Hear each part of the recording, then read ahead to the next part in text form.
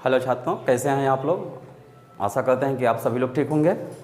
चलिए तो आते हैं आज एक्सरसाइज 13.1 का कुछ सवाल लेकर के। क्वेश्चन नंबर 5 कह रहा है क्या कि एक घनाकार ब्लॉक के एक फलक को अंदर की ओर से काटकर एक अर्धगोला गड्ढा इस प्रकार बनाया गया है कि अर्धगोले का व्यास घन के किनारे के बराबर है।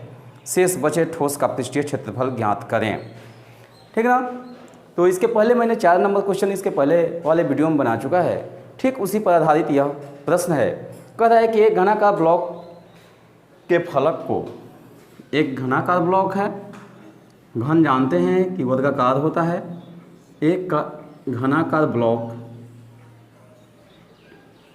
ये घन बना दिया गया।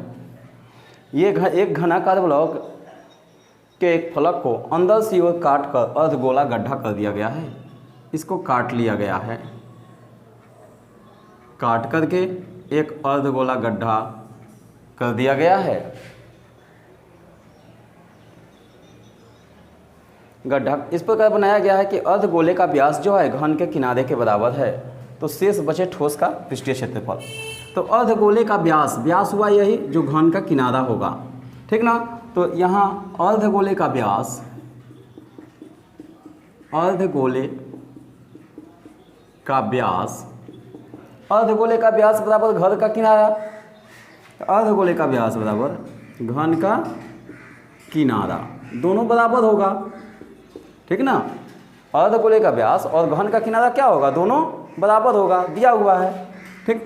तो त्रिज्या कितना हो जाएगी अर्धगोले की त्रिज्या, तो किनारे का अधिया, तो किनारा को L से सूचित करते हैं, तो L/2 हो गया। ठीक ना। अब कह रहा है कि शेष बचे ठोस का पृष्ठीय क्षेत्रफल ज्ञात करें। तो शेष बचे ठोस का पृष्ठीय क्षेत्रफल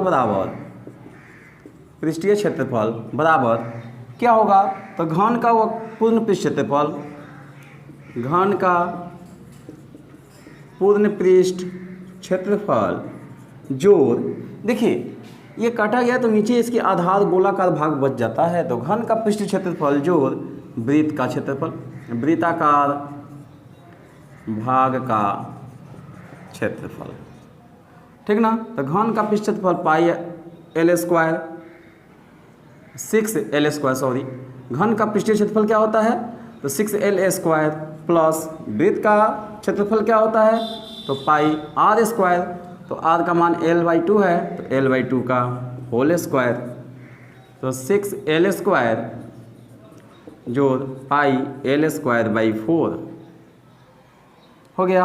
अब लघुत्तम ले लें, तो 6 चौका 24L² plus pi L²/4, L² common ले लेंगे बाई 4, तो बच गया क्या 24 plus pi centimetre square. Answer आपका यही आंसर हुआ। क्वेश्चन जो है 6 नंबर क्वेश्चन कह रहा है क्या कि एक दवा का एक कैप्सूल जो है एक बेलन के आकार का है जिसके दोनों सिरों पर एक एक अर्धगोला लगा हुआ है। तो पूरे कैप्सूल की लंबाई 14 मिलीमीटर है और उसका व्यास 5 मिलीमीटर है। तो इसकी पृष्ठीय क्षेत्रफल ज्ञात करें। एक कैप्सूल है, ठीक ना। मान लेते हैं कि यह कैप्सूल हुआ, विकोसूल कैप्सूल हो गया, एक कैप्सूल हो गया यह, जिसका यहाँ से यहाँ तक का भाग जो है यह बेलनाकार है। ठीक ना। और पूरा भाग यह है, तो यह भाग अर्धगोलाकार, यहाँ यह भाग अर्धगोलाकार, और पूरी जो लंबाई है वह दिया हुआ है 14 मिलीमीटर। पूरी लंबाई कितनी दी हुई है, 14 मिलीमीटर। और कह रहा है क्या कि अर्धगोलाकार पूरी लंबाई जो है 14 मिलीमीटर है और व्यास है 5 मिलीमीटर। तो व्यास दिया हुआ है यह 5 मिलीमीटर दिया हुआ है, यह व्यास 5 मिलीमीटर है। तो त्रिज्या कितनी हो जाएगी जी, तो त्रिज्या हो जाएगी 2.5। तो त्रिज्या यहाँ से यहाँ तक की ऊंचाई जो हो गई इसकी 2.5 हो गई, तो इधर भी हो जाएगा 2.5। तो 2.5 और 2.5 जोड़ देंगे तो 5 हो जाएगा। ठीक ना। तो पहले लिख देंगे कि बेलनाकार भाग की ऊंचाई। तो बेलनाकार भाग की ऊंचाई कैसे निकालेंगे, तो 14 में से देखिए 2 गुने 2.5 लिख देंगे, क्योंकि अढ़ाई अढ़ाई 5 हो जाएगा। तो 14 घटाओ 5 बराबर 9 mm। ये आपका क्या हो गया, कैप्सूल के ऐसी बेलनाकार भाग की ऊंचाई हो गई। तो यहाँ से यहाँ तक जो हो गया 9 mm हो गया। और अर्धगोले की त्रिज्या जानबे करते हैं, अढ़ाई हो गया, ठीक ना। तो अब आते हैं क्या कह रहा है, क्या कि कैप्सूल का पृष्ठीय क्षेत्रफल ज्ञात करना है। तो हम लोग यहाँ लिख दें कैप्सूल का पृष्ठीय क्षेत्रफल बराबर, तो कैप्सूल का पृष्ठीय क्षेत्रफल क्या होगा, तो बेलनाकार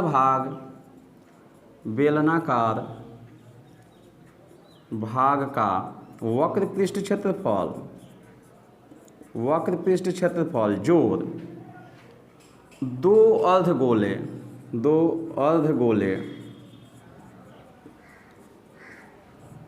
का वक्र पृष्ठ क्षेत्रफल। कैप्सूल का पृष्ठ क्षेत्रफल क्या होगा, तो बेलनाकार भाग का वक्र पृष्ठ क्षेत्रफल जोड़ दो अर्धगोले का वक्र पृष्ठ क्षेत्रफल, ठीक ना। तो अब देखते हैं बेलनाकार भाग का वक्र पृष्ठ क्षेत्रफल क्या होता है। तो बेलन का वक्र पृष्ठ क्षेत्रफल 2πr/h, या अर्धगोले का वक्र पृष्ठ क्षेत्रफल तो 2 गो है तो 2 गुने 2πr²। अब देखिए 2πr दोनों में कॉमन है, तो हमने यहाँ लिख दिया 2πr कॉमन ले लिया, ठीक ना। तो अब यहाँ क्या बच गया, यहाँ h बच गया, और यहाँ क्या बच गया 2πr जब निकल गया, ठीक, तो 2r बच गया यहाँ, तो यहाँ 2r हो गया। अब 2 गुने 22/7, और r का मान कितना दिया हुआ है, तो त्रिज्या जो दिया हुआ है 2.5, तो इसको लिख सकते हैं, लिखिए 2.5 इंटू h का मान कितना दिया हुआ है, तो बेलन की ऊंचाई बेलन की ऊंचाई है तो 9 mm, तो 9 हो गया। और 2 गुने त्रिज्या कितना है 2.5, तो 2.5 हो गया। चलिए तो 2 गुने 22/7 गुने 2.5 इंटू 9 जोड़ अढ़ाई दूनी 5 हो जाएगा, ठीक ना। तो 22 दूनी 44/7 गुने 2.5 और गुने 9 5 14, 7 दूना 14, तो 44 गुने 25 दूनी 50, 5.0, 44 में 5 से गुना करेंगे तो 5 का 20 के शून्य हासिल, 2 5 का 20 तो 22, 220 mm²। यही कैप्सूल का पृष्ठीय क्षेत्रफल होगा। आंसर आपका यही होगा।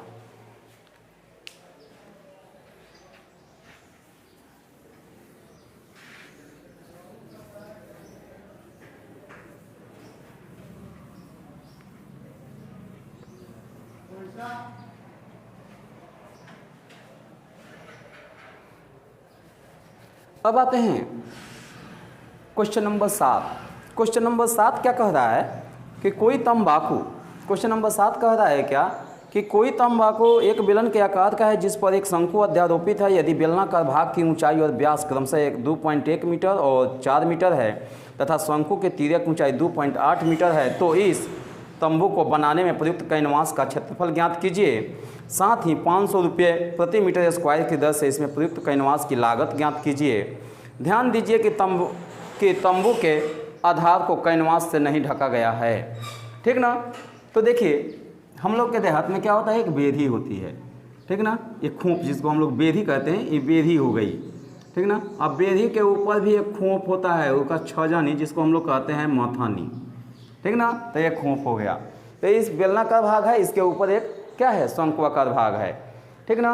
और कह रहा है क्या कि बेलनाकार भाग की ऊंचाई जो है और व्यास 2.1 मीटर और 4 मीटर है, ठीक ना। ऊंचाई और व्यास ये दोनों दिए हुए हैं, ठीक ना। तो बेलनाकार भाग की ऊंचाई 2.1 मीटर है, तो ऊंचाई हो गया 2.1 मीटर और व्यास जो है 4 मीटर है, तो त्रिज्या हो गई 2 मीटर। तो ये जब 2 मीटर तो ये भी 2 मीटर हो गया। और शंक्वाकार भाग की ऊंचाई अब कितनी है, तो और कह रहा है क्या कि शंकु की तिर्यक ऊंचाई जो है, तिर्यक ऊंचाई इसको कहते हैं, तिर्यक ऊंचाई जो है 2.8 मीटर है, ठीक ना। तो इस प्रकार कह रहा है कि प्रयुक्त कैनवास का क्षेत्रफल ज्ञात करें। तो प्रयुक्त कैनवास का क्षेत्रफल, प्रयुक्त कैनवास का क्षेत्रफल तो लिखेंगे कि तंबू को बनाने में प्रयुक्त कैनवास का क्षेत्रफल, प्रयुक्त कैनवास का क्षेत्रफल बराबर। तो देखते हैं तंबू को बनाने में प्रयुक्त कैनवास का क्षेत्रफल, ये बेलन है और ऊपर से क्या है, शंकु है। कह रहा है कि ध्यान दीजिए कि इस पर से ढका हुआ नहीं है, नीचे का पेंदी खाली है। तो प्रयुक्त कैनवास का क्षेत्रफल कैसे बनाएंगे, तो शंकु का वक्रपृष्ठ क्षेत्रफल जो बेलन का वक्रपृष्ठ क्षेत्रफल, शंकु का वक्रपृष्ठ क्षेत्रफल और बेलन का वक्रपृष्ठ क्षेत्रफल जब हम लोग निकाल देंगे तो इसका क्षेत्रफल आ जाएगा। तो तंबू को बनाने में प्रयुक्त कैनवास का क्षेत्रफल बराबर लिख देंगे कि शंक्वाकार भाग का क्षेत्रफल, शंक्वाकार भाग का वक्रपृष्ठ क्षेत्रफल, वक्रपृष्ठ क्षेत्रफल जोड़ बेलनाकार भाग का वक्रपृष्ठ क्षेत्रफल, बेलनाकार भाग का वक्रपृष्ठ क्षेत्रफल, शंक्वाकार भाग का वक्रपृष्ठ क्षेत्रफल जो बेलनाकार भाग का वक्रपृष्ठ क्षेत्रफल।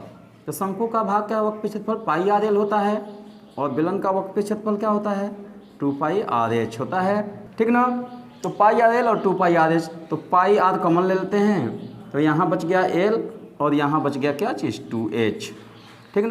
पाई का मान 22/7 हो गया, इंटू आर का मान 2 हो गया, एल का मान दिया हुआ है 2.8 हो गया, आजोर 2h का मान कितना है, तो 2.1 है। बेलन की ऊंचाई 2.1 है, तो 22/7 हो गया, गुने 2 हो गया और 2.8 हो गया, जो 21 दूनी 42, 4.2 हो गया, तो 22/7 हो गया, गुने 2 हो गया, आई जोड़ेंगे तो 4 2 6 1 7 हो जाएगा, तो गुने 7 हो गया, 7 से 7 कट गया, तो 22 दूनी कितना होगा, 44 मिलीमीटर स्क्वायर।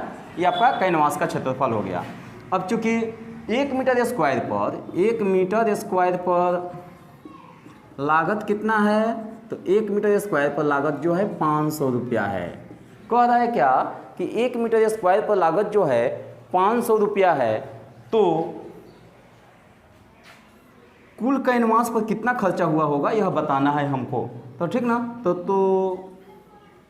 44 मीटर स्क्वायर पर लागत जो होगा वह कितना होगा, तो 500 गुने 44, तो 44 में 500 से गुना करेंगे तो 4 5 20 के शून्य हासिल 2, 4 5 20 2 22 पर 2 को शून्य, अर्थात 22,000 रुपया आपका क्या होगा, आंसर होगा। यही आपका क्या हो जाएगा, आंसर हो जाएगा।